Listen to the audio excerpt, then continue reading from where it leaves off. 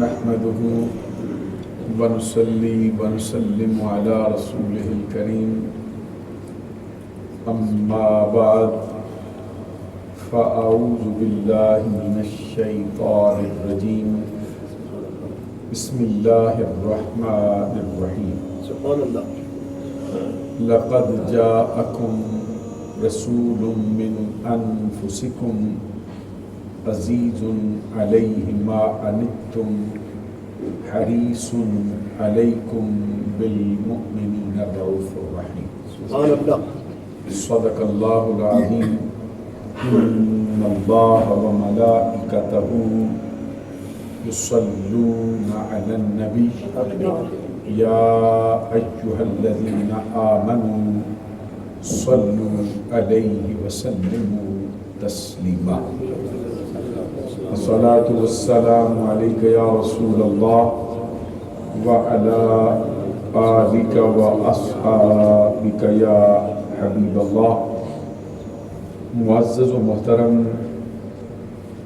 مشائخ و علماء اسلام و معزز و محترم حاضرین و سامعین،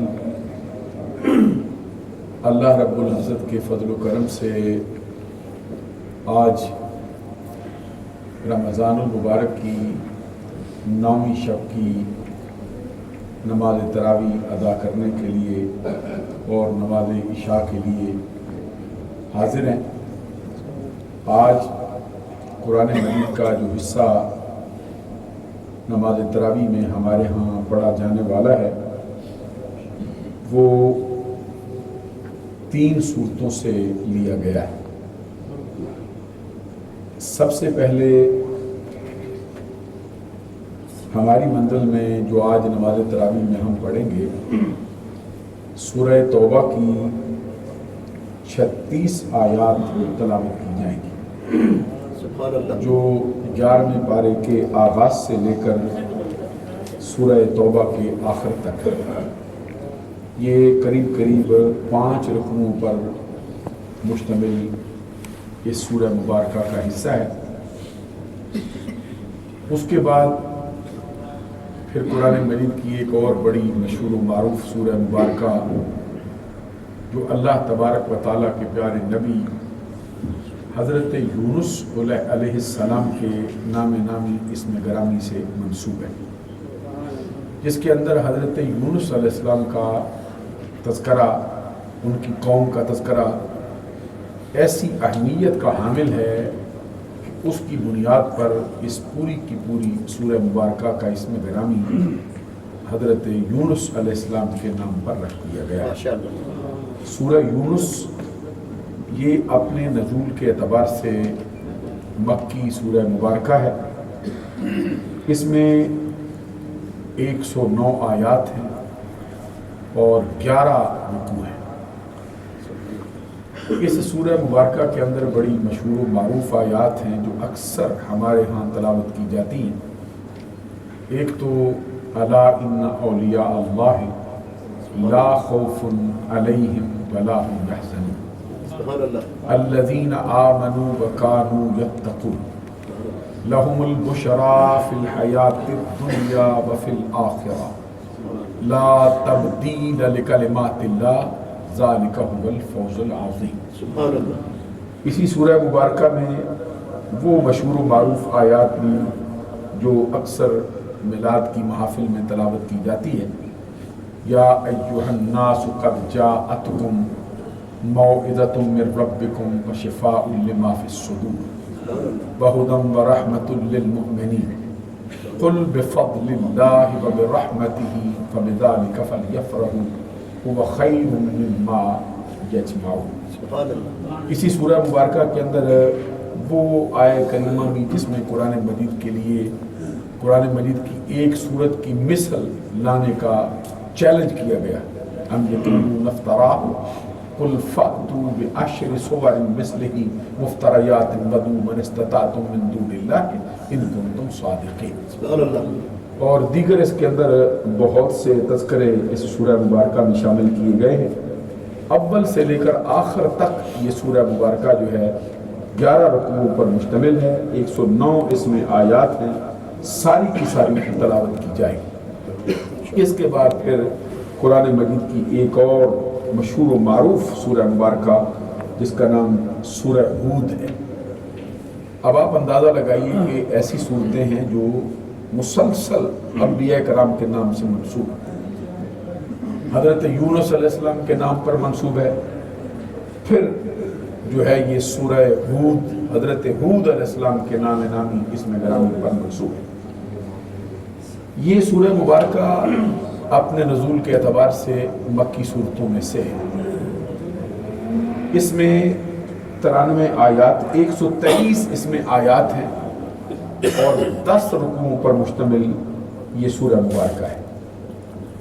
اس کا آغاز تو پہلا رکوع سے تھوڑا سا کم، یہ 12ویں حصے 11ویں پارے میں ہے، اور بقیہ پوری کی پوری سورہ مبارکہ یہ 12ویں پارے میں ہے۔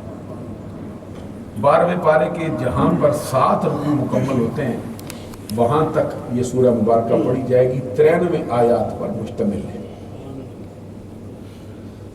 آج کی یہ ہماری منزل ہے جو سورہ توبہ کے 5 رکوع، اس کے بعد پھر سورہ یونس کے 11 رکوع، اس کے بعد پھر سورہ ہود کے یہ 7 رکوعوں پر مشتمل جو ہے یہ منزل پڑھی جائے گی۔ تو کل ملا کر یہ ہمارے ہاں منزل ہے جو آج 3 صورتوں پر مشتمل ہے۔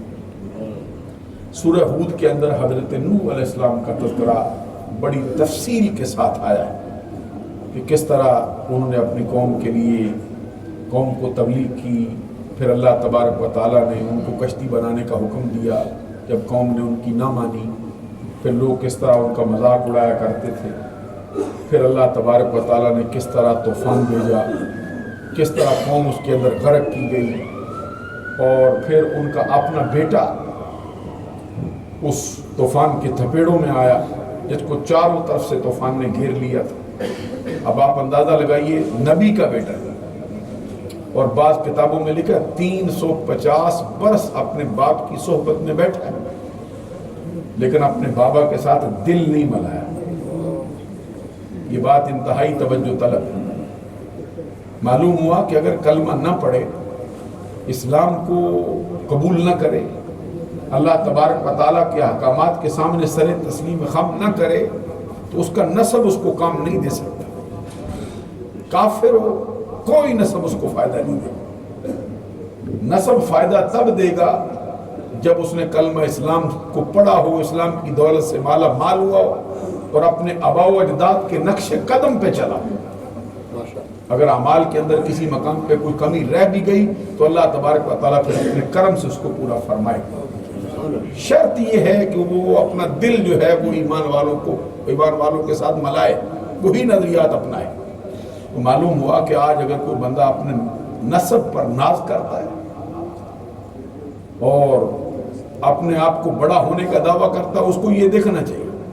حضور نبی اکرم صلی اللہ علیہ وسلم کا بڑا مشہور فرمان ہے، فرمایا الجنت للمطیع ولو کان عبدا حبشیا والنار للعاصی ولو کان سیدا قرشیا۔ حضور نبی اکرم صلی اللہ علیہ وسلم فرماتے ہیں جنت اللہ تبارک و تعالیٰ نے نیکوکار کے لیے بنائی، اگرچہ حبشی غلام ہو،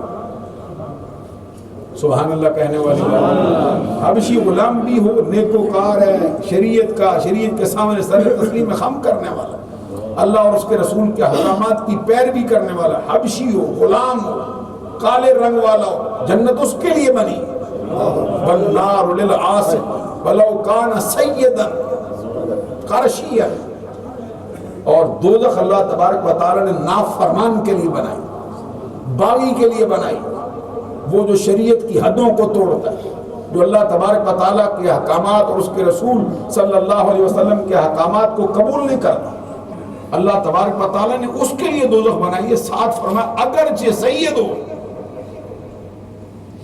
قریشی نسل کا ہو، حضور نبی اکرم صلی اللہ علیہ وسلم کا اپنا خاندان قریشی، اس طرف نسبت کی، اور حدیث میں سرکار نے فرمایا کہ القریش سادت العرب القریش خالصۃ اللہ، قریش اللہ کے چنے ہوئے لوگ، قریش اللہ کے پسندیدہ لوگ، قریش انتہائی عظمت والے لوگ، قریش کو اللہ تبارک و تعالیٰ نے عرب کا سید، عرب کا سردار بنایا۔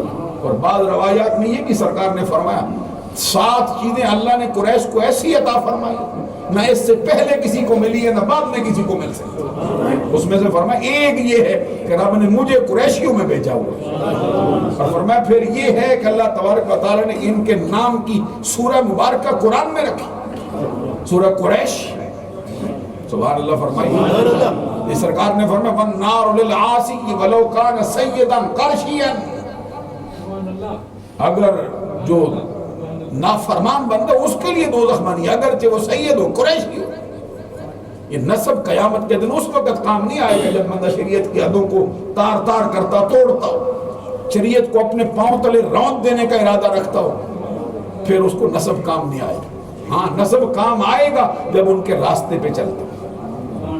اس لیے نبی اکرم صلی اللہ علیہ وسلم کا فرمان ہے یا ایھا الناس ان ربکم واحد وان اباکم واحد وکلکم لآدم وآدم من تراب ان اکرمکم عند اللہ اتقاکم لیس لعربی فضل علی عجمی ولا لاحمر علی اسود ولا لاسود علی احمر الا بالتقوی۔ لوگوں تمہارا رب ایک، تمہارا باپ ایک۔ اب آپ غور فرمائیں، سب کا باپ ایک، ہر بندہ جو ہے اس کی نسل کی ہستی پہ منتہی ہوتی ہے وہ حضرت آدم علیہ السلام، سب اسی کے بیٹے۔ پھر اس کے بعد حضرت نوح علیہ السلام آدم ثانی، تمام کی نسل ایک مرتبہ پھر حضرت نوح علیہ السلام سے جا ملتا۔ تو پھر کسی کو چھوٹا سمجھنا، کسی کو بڑا سمجھنا، کسی کو برا جاننا، کسی کے نسب کے تانے کرنا، کسی کا یہ پیشہ دیکھ کر اس کو بری نگاہ سے دیکھنا، اس کو حقیر جاننا، یہ نظریہ اسلام کے خلاف ہے سراسر۔ اور حضور نبی اکرم صلی اللہ علیہ وسلم کا فرمان ہے کلمہ پڑھ کر بندے 2 وجہ سے کافر ہو جاتے ہیں، ان میں سے ایک سرکار نے فرمایا الفخر فی الاحساب والطعن فی الانساب، یہ ان میں سے ایک ہے کہ اپنے آپ کو، اپنے خاندان کو اونچا سمجھتا ہے، دوسرے کے نسب کو حقیر جان کر اس کو تانا دیتا ہے۔ تمام لوگوں کی نسل جو حضرت آدم علیہ السلام سے ملتی ہے، تمام لوگوں کی نسل حضرت نوح سے ملتی ہے۔ اللہ تبارک و تعالیٰ کے پیارے نبی صلی اللہ علیہ وسلم نے فرمایا تمہارا رب ایک، تمہارا باپ ایک، تم سب آدم کی نسل ہو۔ آدم کو رب نے مٹی سے پیدا کیا، بے شک عزت والا وہ ہے جو نیکوکار ہے، تقوی والا پرہیزگار ہے۔ فرمایا کسی عربی کو کسی غیر عربی پر کوئی فضیلت نہیں، کسی غیر عربی اجمی کو کسی عربی پر کوئی فضیلت نہیں، کسی گورے رنگ والے کو سرخ والے پر فضیلت نہیں، کسی سرخ کو کسی کالے پر کوئی فضیلت نہیں، اگر ہے الا بالتقوی۔